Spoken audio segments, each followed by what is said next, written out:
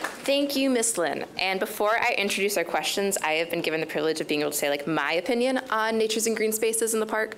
So in all perfect honesty, I am a city girl. Growing up, rarely did I think about the importance of nature or green spaces within the community. Sure, I spent many days at local parks, climbing on trees, swinging on swing sets, but never once did I really look at the importance of such things, until now. As I researched this year's KidSpeak topic, I discovered an aspect of nature that really did pique my interest. It's income inequality. Even within the city of Grand Rapids, there is a disproportionate amount of resources spread across our city. Those living in lower income areas have less green space than those in higher incomes areas do. Therefore, when it comes to legislative action, my suggestion is that we take a good look at our allocation of resources to ensure that every kid, rich or poor, has the opportunity to climb trees like I did. The Mayor's Youth Council, along with the Kent County Health Department and Friends of Grand Rapids and City's Parks and Recreation Department, have developed prompts or questions that we wanted our young people to answer. So these are the questions that they will be answering to you today. So number one, in your opinion, what are the benefits of public parks and green spaces? Provide us with an experience you had there and why it was important. If you don't think public parks and green spaces are beneficial, tell us why you feel that way. Number two, what types of green jobs are you interested in and why? For example, a landscape architect, biologist, environmental engineer, forester, urban planner, recycle, or wind turbine fabricator.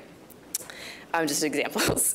In what areas of the city should there be more green spaces, such as forests, rivers, creeks, and green meadows, and why? What should these spaces look like, and what would you like to do within them? Describe your feelings about these natural places. Number four, why do you think some areas of the city have more green spaces and cool playgrounds than others do? Number five, how do you think that parks can be used to bring the community together? Do you think parks make neighborhoods safe? Why or why not? Number six, should the green natural spaces in your neighborhood be better maintained, smoke-free, or more awesome overall?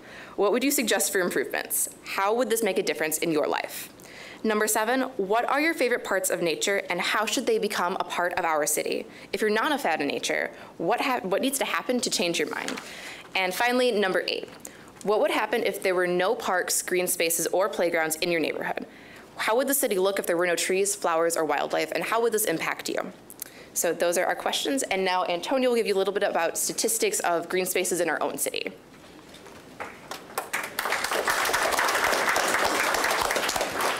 Thank you, Abby.